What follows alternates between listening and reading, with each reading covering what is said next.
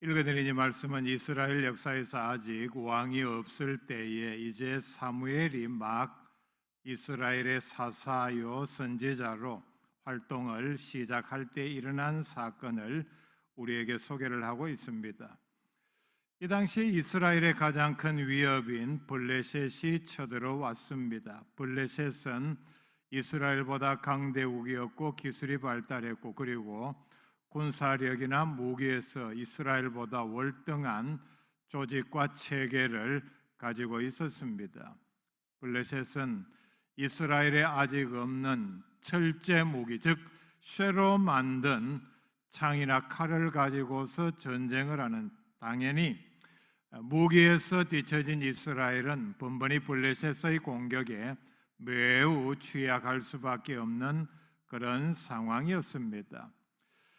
이런 블레셋과 이스라엘이 싸워서 이스라엘의 병사 4,000명이나 죽는 대패를 당했습니다. 살아남은 군인들이 이제 자기 진영으로, 자기 집으로 돌아오자 이스라엘의 대표격인 장로들은 이스라엘이 무엇 때문에 블레셋에게 대패를 했는지를 검토를 합니다. 3절 말씀에 보면은 이들이 모여서 의논한 결과 여호와께서 어찌하여 우리에게 오늘 블레셋 사람들 앞에 패하게 하셨는고. 이스라엘의 장로들은 충분한 경험과 식견이 있었음에도 불구하고 자기네들의 이 대패의 원인을 자기네들의 죄에서 찾지 아니하고 하나님에게로 돌리고 있습니다. 조금 뒤에 나오는 7장 3절 말씀에 보면은 사무엘은 이렇게 그들의 죄를 지적을 했습니다. 만일 너희가 전심으로 여호와께 돌아오려거든 이방 신들과 아스다롯을 너희 중에서 제거하고 너희 마음을 여호와께로 향하여 그만을 섬기라. 그리하면 너희를 블레셋 사람의 손에서 건져내시리라.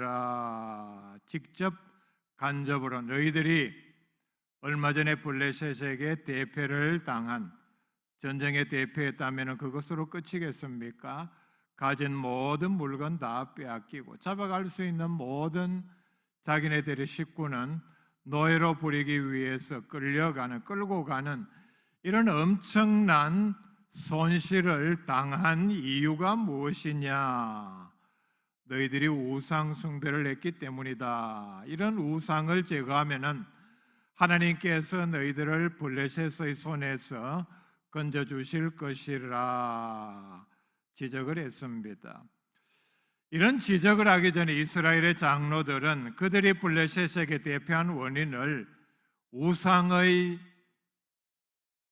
우상에게 빠진 죄 때문이라는 사실을 분명히 알았어야 했습니다. 이 죄를 알고 먼저 회개하고 하나님의 도우심을 구했어야 했습니다.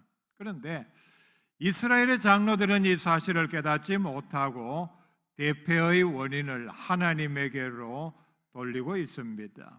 그리고 기껏 생각해낸 것이, 그러면은 우리가 다음 전투에서는 어떻게 하면은 이길 수 있을까를 생각했는데 그들이 내린 결론은 이것입니다. 이번에 우리가 대패한 것은 우리 가운데 하나님의 언약궤가 없었기 때문이다. 그렇기 때문에 3절 말씀에 보면은 이번에는 여호와의 언약궤를 실로에서 가져다가 우리 가운데 있게 해서 그것을 가지고 전쟁에 나가서 그것이 우리를 원수들의 손에서 구원하게 하자. 언약궤를 가지고 나가서 싸워서 그것을 통해서 우리가 구원을 받게 하자 결론을 내렸습니다. 이들의 생각은 언약궤만 가지고 전쟁에 나가면은 이길 수 있다 생각을 했습니다. 그리고는 언약궤를 가지고 왔습니다. 5절 말씀에 보면은 여호와의 언약궤가 진영에 들어올 때에 온 이스라엘이 큰 소리로 외치매 땅이 울린지라 말씀을 합니다. 언약궤가 그들의 부대로 들어오자 이스라엘 백성들이 얼마나 기뻤던지 이제 승리는 우리의 것이다 외쳤습니다. 왜냐하면 이스라엘 백성들은 언약궤의 위력을 알고 있었습니다. 그런데 이 언약궤의 위력, 그들이 알고 있었던 언약궤의 위력은 그들이 잘못 생각한 결과였습니다. 언약궤에 대해서 오해했다는 얘기죠. 그들의 역사에서 난공불락의 여리고성을 언약궤를 메고 돌기만 했을 때에 성이 저절로 무너졌습니다. 무엇 때문에 정말 무너졌는지 핵심적인 내용은 기억하지 못하고 그냥 외형적으로 과거 우리의 역사에서 언약궤를 돌고 성주위를 돌았을 때에 성이 그냥 무너져 내렸다. 그리고 가나안에 들어가기 위해서는 요단강을 건너야 했는데 그때 계절적으로 요단강물이 뚜개까지 넘쳐 흐를 때인데 언약궤를 맨 제사장의 발이 강에 들어가자마자 넘쳐 흐르던 강물이 즉시 멈추어서 이스라엘 모든 백성들은 마치 마른 땅을 건너듯이 요단강을 건널 수 있었다. 역시 외형적인 내용만 알고 있었습니다. 이스라엘 백성들은 이런 역사적인 배경을 알고 있었기 때문에 사기가 하늘을 찔렀습니다. 그들의 생각은 이제 승리는 우리의 것이다. 블레셋 요것들 두고 보자. 얼마나 기뻐서 함성을 질렀으면 땅이 울릴 정도였다 말씀을 합니다. 이렇게 함성을 지를 때 6절 말씀에 보면 블레셋 사람들이 그 외치는 소리를 듣고 놀랐습니다. 거리가 어느 정도 떨어져 있었음에도 함성이 얼마나 컸던지 먼 적진에까지 이렇게 엄청난 함성으로 들렸습니다. 그들은 이렇게 말합니다. 히브리 진영에서 큰 소리로 외치면 어찌미냐.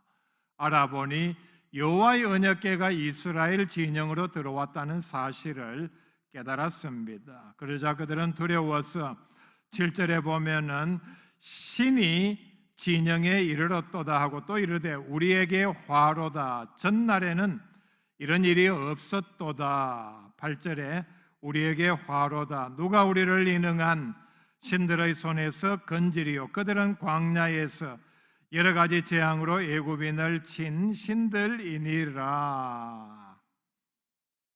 아마 그들이 위치한 지역이 이스라엘보다는 애굽 그리고 광야 지역에 더 가까웠기 때문에 광야에서 하나님께서 어떤 이적을 통해서 이스라엘의 적들을 물리치고 그들에게 초자연적인 이적을 통해서 그들을 구원하고 인도하셨는가를 잘 알고 있었던 것 같습니다.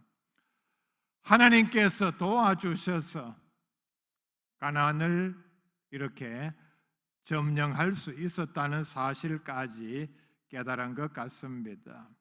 그래서 9절 말씀에 보면은 블레셋 사람으로 하여금 이래 주거나 저래 주거나 우리는 마찬가지다. 만약에 우리가 져서 그들에게 대대로 노예살이를 할 바에는 차라리 죽기를 각오하고 싸워서 우리가 그들의 노예가 되고 패배하는 것을 방지해야 하겠다. 이런 결심을 하게 해서 오히려 그전보다 더 용감하게 이스라엘을 공격하고 싸워서 전쟁의 결과는 이스라엘은 생각하기를 하나님의 언약궤가 있으면 반드시 승리한다고 믿고 출전을 했지만은 오히려 보병 3만 명이 죽는 대패를 당하고 말았습니다. 그리고 그들이 어떤 경우에도 지켜야 할 언약궤를 블레셋에게 빼앗겼고 그리고 그 언약궤를 지키던 제사장 홈리와 비느하스도 전사를 했습니다. 그리고 이 소식을 들은 이 당시에 이스라엘의 최고 지도자인 엘리도 이 소식을 듣고서 의자에서 떨어지면서 목이 부러져 죽고 말았습니다. 하나님의 언약궤를 이스라엘 진영으로 옮겨온 이스라엘 장로들의 생각대로라면은 이번 전쟁에서는 하나님의 도우심으로 매우 쉽게 승리해야 하는데 결과는 너무나도 뜻밖이었습니다.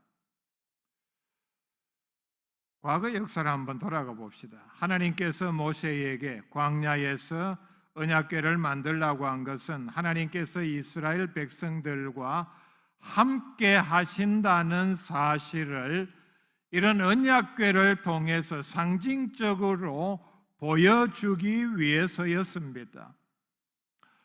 언약궤 그 자체에 신비한 능력이 있는 것은 절대로 아니었다는 얘기입니다. 이스라엘 백성들은 하나님의 명령대로 그것을 만들고 그 언약궤를 볼 때마다 그것을 통해서 하나님께서 지금 우리와 함께 하신다는 믿음을 갖게 했습니다. 언약궤를 볼 때마다 하나님의 함께 하심을 믿고 하나님의 모든 말씀에 순종했습니다. 그런데 이스라엘 백성들이 하나님을 배반하고 반역해서 우상 숭배라든지 간음이라든지 이런 범죄를 할 때에는 아무리 언약궤가 그들 가운데 있었다 할지라도 하나님께서는 그들과 함께 하지 않으셨습니다. 오히려 혹독한 징계가 그들에게 내려졌습니다. 어떤 경우에는 지켜주시지도 않으셨습니다. 그들의 범죄로 하나님은 떠나셨는데 언약궤만 가지고서 블레셋과 싸워서 이기겠다는 매우 어리석은 생각을 했습니다. 하나님을 몰라도 한참 모르는 매우 어리석은 생각의 발로였습니다. 이스라엘의 장로들은 언약궤 자체에 어떤 신비한 능력이 있는 줄로 믿었습니다. 그래서 전쟁에 가지고 나가기만 하면은 그 언약궤를 통해서 엄청난 역사가 임할 것으로 생각을 했습니다. 그러나 결과는 정반대였습니다. 이스라엘 백성들이 광야에서 범죄했을 때에 하나님의 명령으로 그 광야에 숨어있던 불뱀이 나와서 물기 시작했습니다. 성경에는 불뱀이라고 표현을 했는데 우리가 두 가지 뜻으로 해석을 할 수 있습니다. 뱀의 색깔이 붉으스름해서, 요즘은 그런 말 안 쓰는데 우리 옛날에 보면은 불개라는 말이 있었죠. 털 색깔이 조금 붉으스름한 개를 불개라 그렇게 불렀습니다. 뱀의 색깔이 조금 붉으스름하다든지 아니면은 물리면은 몸에 엄청난 열이 나서 불뱀이라 이렇게 부른 것 같습니다. 아마 매우 독이 심한 그런 독사였으니까 물려서 많은 사람들이 죽었고 그리고 엄청난 고통을 당하는 중에 하나님께서는 이들을 불쌍히 여기셔서 모세에게 명령하기를 노수로 뱀을 만들어서 장대 높이 달게 하고 그리고 뱀에게 물려 죽어가는 고통을 당하는 사람들이 있다면은 나와서 이 뱀을 보기만 하면은 노수로 만든 뱀입니다. 살게 해주겠다 해서 쳐다보게 해서 이 명령에 순종한 사람들은 다 살게 하셨습니다. 그런데 이런 역사가 있고 난 다음에 가나안에 들어오고 왕조가 들어서고 차례대로 왕들이 다스리는 가운데 히스기야 왕 때까지 수백 년이 지난 다음에 왕이 보니까 백성들이 이 노수로 만든 뱀에다가 분향을 하고 향을 태웠다는 얘기입니다. 아마 절까지 했을 것입니다. 이것을 발견한 히스기야 왕은 이것을 부숴버리고 이것을 느수단 이렇게 불렀습니다. 이 말의 뜻은 이것은 노조각이다, 노조각에 불과하다. 노수로 뱀을 만들라고 하나님께서 명령을 하고 보면서 할 수 있다 이렇게 한 것은, 은혜를 베풀어 주신 것은 하나님께서 범죄한 이스라엘을 단순히 이것을 쳐다보는 간단한 행위로만 구원을 얻는다는, 즉 예수를 믿음으로 구원받는다는 예수 그리스도의 모형으로 하나님께서 미리 제시를 한 것입니다. 예수 믿어서 구원 얻는다는 매우 중요한 진리를 미리 보여주신 하나의 시청각 교제물이었습니다. 그 자체가 병을 고치는 능력이 있는 것이 아니었다는 얘기입니다. 만약에 노뱀이 병을 고치는 능력이 있었다면 그것을 부숴버린 히스기야는 그 자리에서 큰 벌을 받아야 했겠죠. 노조각에 불과한 이런 것을 보고 이스라엘 백성들은 과거의 그런 일들을 잘못 이해해서 수백 년 동안 그것을 숭배하는 어리석은 범죄를 저질렀습니다. 이게 바로 미신이요 우상 숭배입니다. 성경에 보면은 많은 물건들이 나옵니다. 모세의 지팡이, 뭐가 생각납니까? 던지니까 뱀이 되었고 다시 집으니까 지팡이가 되었고, 그리고 그 전에 모세의 지팡이가 애굽의 술객들이 만든 지팡이로 만든 뱀을 다 잡아먹었습니다. 그리고 홍해를 가를 때에 바다가 갈라졌고 반석을 치니 거기에서 물이 솟아나왔습니다. 다 아시죠? 지팡이 자체가 능력이 있는 것은 절대로 아니었고 하나님께서 쓰시는 도구였습니다. 하나님의 지팡이였다고 분명히 말씀을 합니다. 십계명의 두 돌판, 그리고 성전의 많은 거룩한 기구들, 그리고 사도들이 기록한 하나님의 말씀, 각 권의 성경책, 예수님께서 입으셨던 옷, 영화의 소재로도 나오죠.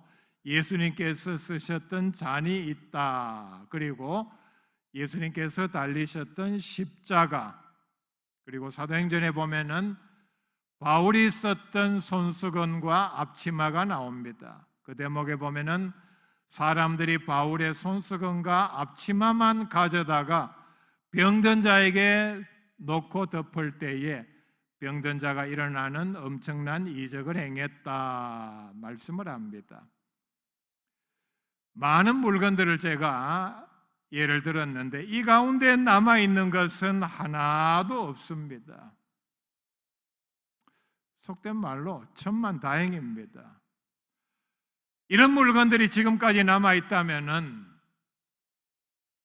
엄청난 시설에다가 보관을 하고 전시를 하고 많은 사람들이 그걸 보는 걸 성지순례라고 이름을 갖다 붙이고 찾아가서 예수 믿는 사람까지도 절할 것이기 때문입니다.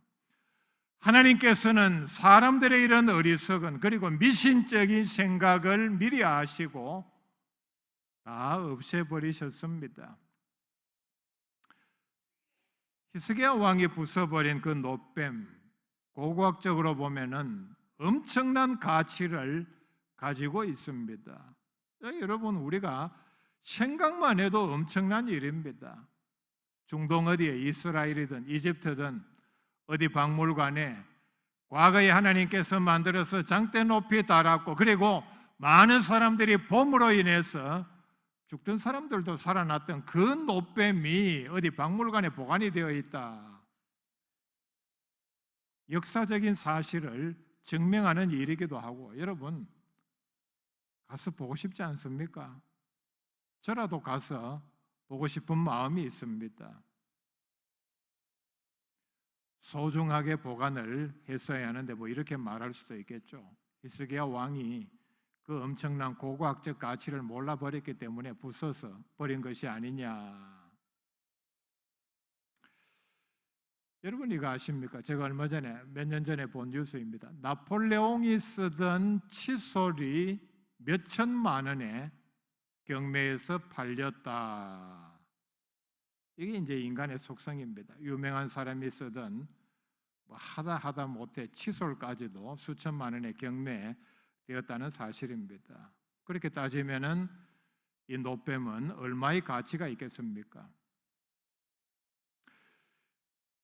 히스기야 왕이 이스라엘 백성들이 수백 년 동안 분향한 사실을 알았을 때는 조금도 주저하지 아니하고 웃어서 내버렸습니다.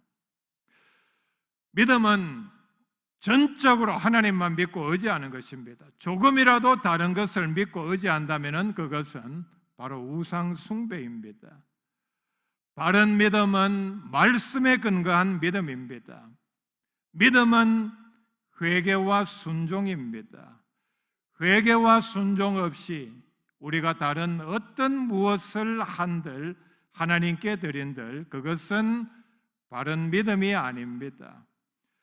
회개와 순종 없이 드리는 모든 제사, 예배는 오히려 하나님을 모독하고 성가시게 하는 도구에 지나지 않습니다. 이사야서 1장에 이스라엘 백성들의 어리석음을 거기서 그렇게 지적을 했습니다. 하나님께서 미워하는 죄를 반복하면서 의식적으로 습관적으로 예배를 드리고 무엇을 드린다고 생각하면은 그렇게 하면은 하나님께서 모든 재앙에서 지켜주실 것이라는 믿음 역시 미신입니다. 미신의 핵심적인 내용이 뭔지 압니까? 내 삶과는 관계없이 내 믿음과는 관계없이 무조건 복을 달라. 이게 미신입니다. 그리고 구하는 것은 오직 복입니다. 미신 믿는 사람들이 하는 모든 행위는 복을 받기 위한 행위입니다. 그렇기 때문에 어디 가서 절하는 그런 자세를 한번 보세요. 얼마나 정성을 들이고 간절한지 모릅니다. 겉으로 다 드러납니다. 그 다음에 우리가 주의해야 할 것은 내가 어느 교회에 소속이 되어 있다고 아마 사람들은 큰 교회일수록 그 소속된 교회가 나에게 더 큰 어떤 은혜와 보호를 제공을 한다고 생각하는 것 같습니다. 아니면은 내가 어떤 봉사활동, 선교활동 같은 것을 많이 한다고 하나님의 인도하심과 보호하심이 저절로 따라오는 것은 절대로 아닙니다. 여러분, 우리가 우리의 믿음을 점검해야 하는데 반드시 늘 우리가 말씀에 근거해서 점검해야 할 내용이 하나 있습니다. 한국의 그리스도인들은 아무리 예수를 잘 믿어도 수십 대째 우리 조상들 이 DNA 속에 마음 속에 있던 불교를 믿던 멘탈 그리고 우상을 섬기던 멘탈이 의식적으로 존재를 하고 있습니다. 여러분, 차를 몰고 이렇게 가다가 보면은 성경책을 차 뒤에, 승용차 뒤에 둔 사람들 들어봅니다.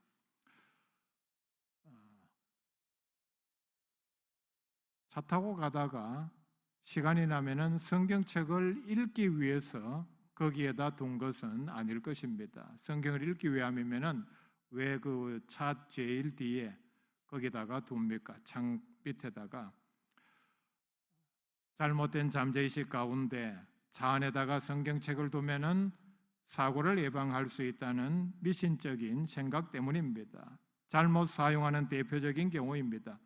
성경은 절대로 차 뒤에 놓아두는 하나님의 말씀이 아닙니다. 성경은 소중하고 그리고 항상 책상 위에 우리가 읽기 위해서 또는 우리의 무릎 위에, 우리의 손 위에 있어야 하는데 읽지도 아니하고 아마 어떤 분은 그 새 차를 사면서 또 성경을 사가지고 이게 지금 다 작고가 있잖아요. 채워가지고 그냥 뒤에 놔두는 하나님의 말씀이 절대로 아닙니다. 그런다고 사고가 나지 않는 것은 아닙니다. 심지어는 제가 직접 본 일입니다. 하관하기 직전에 관뚜껑을 열고 성경책을 넣는 사람들도 있습니다. 성경은 절대로 그런 데 넣는 책이 아닙니다. 그렇게 한다는 자체가 성경을 부적으로 생각하고 있다는 증거입니다. 오늘 이 말씀은 하나님의 뜻에 무지하여서 회개와 순종 없이 전쟁에 가지고 나간 언약궤는 평범한 나무 상자에 불과했습니다. 그렇게 한다고 하나님께서 이스라엘 백성들이 쉽게 블레셋을 이기게 해주시지는 않았습니다. 이스라엘 장로들의 이때의 생각은 부적을 믿는 미신과 똑같았습니다. 어떤 물건이든지 우리가 하나님 앞에 예배를 드린다든지 헌금을 한다든지 그 자체에 우리를 지켜주는 능력이 있는 것은 절대로 아닙니다. 중요한 것은 하나님의 말씀대로 믿고 순종하는 삶입니다. 그들의 범죄로 인해서 하나님께서 떠난 자리에서는 그들이 어떤 의식을 행하더라도 하나님께서 그들과 함께 하지 않으셨습니다. 오직 하나님만이 우리의 믿음이요 우리의 신뢰의 대상입니다. 이 믿음으로 승리하는 우리의 믿음 생활이 될 수 있기를 바랍니다.